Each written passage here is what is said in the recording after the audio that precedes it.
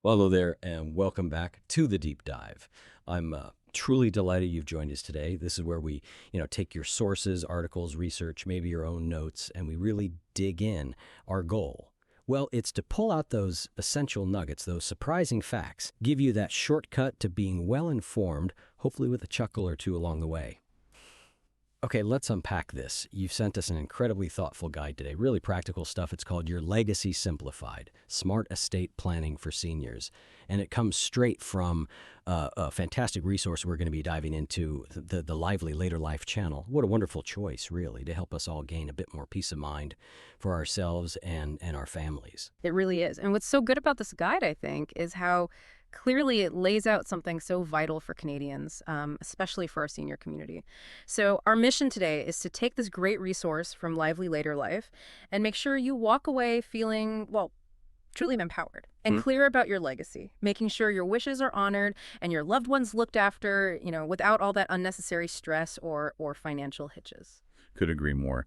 It makes me think of my own grandparents. They had this little family cabin, beloved spot up near Whistler. Yeah. So many memories there. But they kept putting off sorting out the will, Yeah. especially about the cabin. Mhm. And when they passed, well, it got quite complicated for my parents and aunts and uncles, figuring out who got what. There were unexpected legal fees, a lot of stress, really, during an already tough time. That burden, it just wasn't needed on top of everything else. If only they'd simplified things earlier. That story and the stress you mentioned, it's incredibly common, sadly. And it just highlights why legacy planning isn't just about, paperwork. It's truly an act of profound love for your family. It's about preventing exactly that kind of added stress, that financial burden for the people you care about, making sure your intentions are crystal clear.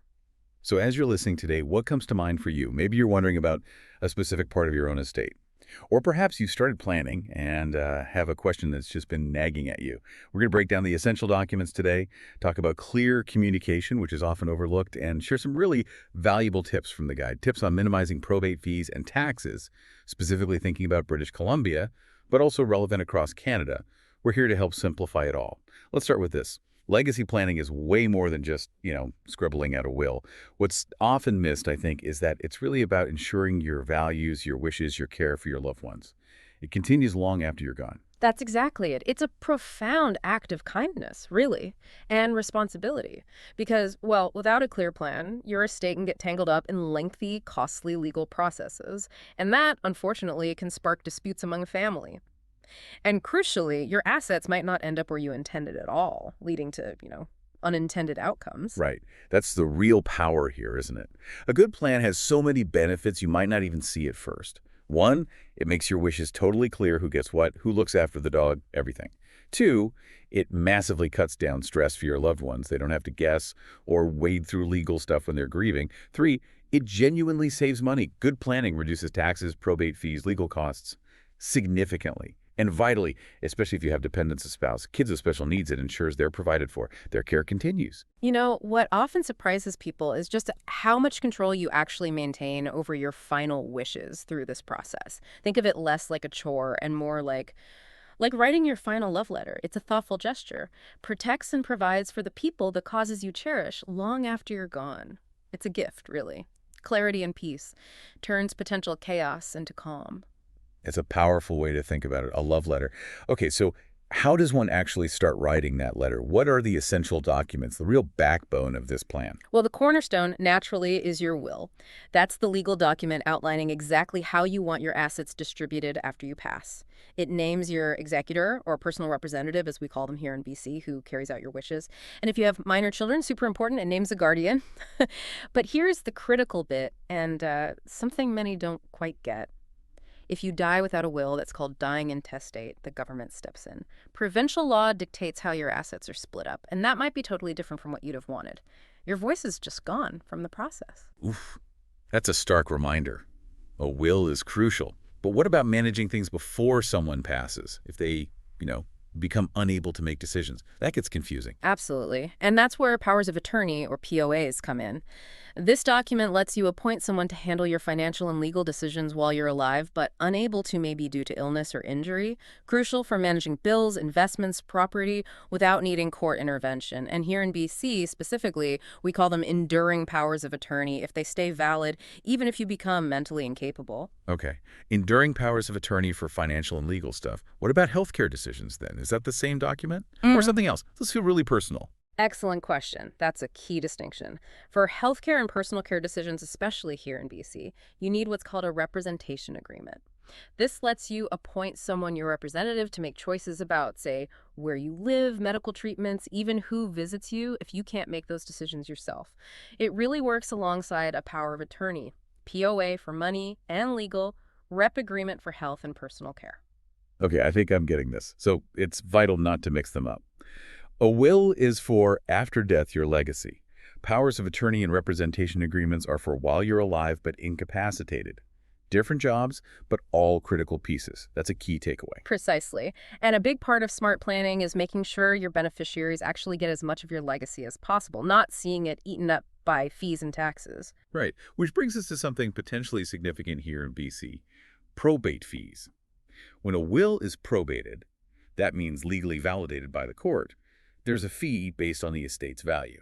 Now, you can't always avoid probate entirely, but there are smart ways to reduce the value that is probated, like joint tenancy. If you own property, say your home or a bank account, jointly with someone else like your spouse, it usually passes directly to them when you die, outside the will, outside probate. Exactly. And this guide points out another great strategy, beneficiary designations.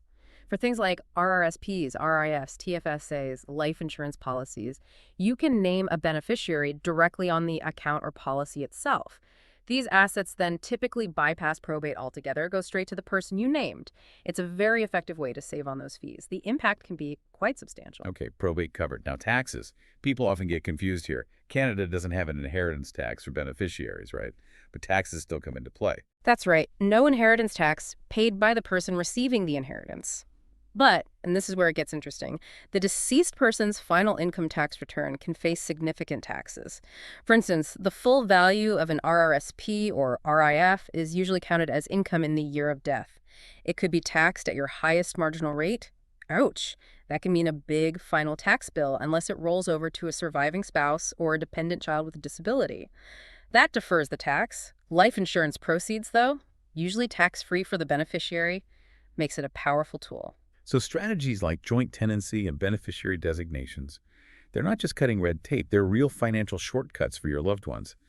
A bit of planning now helps them bypass potentially costly detours, get their inheritance more efficiently, protecting more of what you worked for. Makes sense. Absolutely. And, in our digital world, legacy planning isn't just about physical stuff anymore. What about your online life? That's often overlooked. Oh, that's a huge blind spot for so many people. We're talking email accounts, social media, photos online, subscriptions, even things like cryptocurrency or online gaming accounts. If you don't leave instructions, your executor might find it incredibly hard, maybe impossible, to access or manage them. You really should think about listing usernames, passwords, securely, of course, and what you want done with those accounts. Think of all those digital memories. Exactly. And it's not just money or digital stuff, as the guide rightly points out. This brings up a deeper question. What about your personal wishes? Have you thought about your funeral or burial preferences? Cremation, burial, a specific kind of service, a celebration of life. What about personal items? Those specific things with huge sentimental value you want certain people to have, maybe leaving letters or messages. And who takes care of your pet? Your furry family member needs a plan too. These are deeply personal things that bring comfort. That's a really smart tip from the guide for this. Create a letter of instruction, sometimes called a legacy letter. Now, it's not legally binding like a will, but it gives crucial practical info to your executor. It can list where important papers are, contact info for advisors, those digital passwords, and all those personal wishes we just talked about. Keep it with your will, Yeah. maybe, but make sure it's easy to find and updated. It's like the ultimate cheat sheet for your executor. Definitely. Now, while all this info is helpful, legacy planning, well, it can still feel complex, especially as life changes. Knowing when to get professional help is just vital. Yes, highly, highly recommended. Talk to a lawyer to draft your will, your POAs, your representation agreements. They make sure everything's legally sound, reflects what you actually want, and follows BC law. Trying to use generic templates?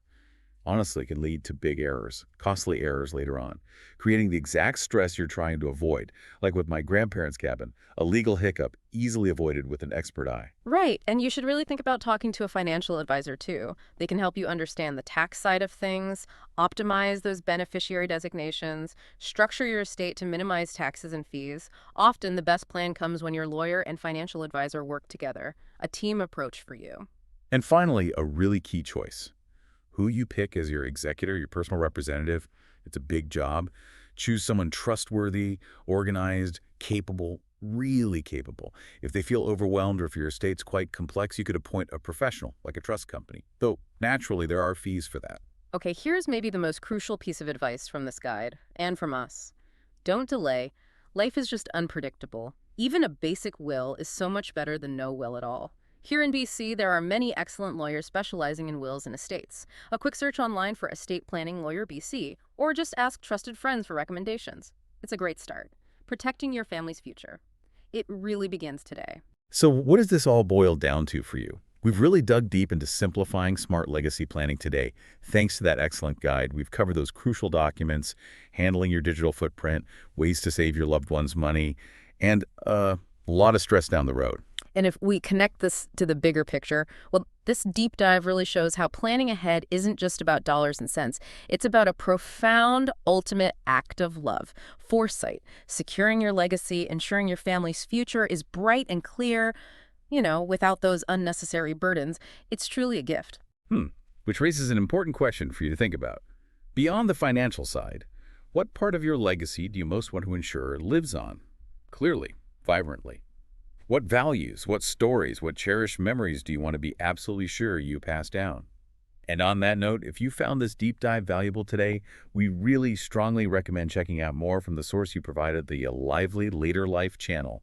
They offer so much fantastic content specifically for Canadian seniors, just like this guide. It's definitely worth subscribing. And hit that notification bell, too, so you won't miss out on their Smart Spending series or any of the other great stuff they create just for you. We'd love to hear maybe what step you're thinking of taking this week to start or update your own legacy plan. Until next time, plan wisely, live fully, and keep embracing your lively later life to the absolute fullest.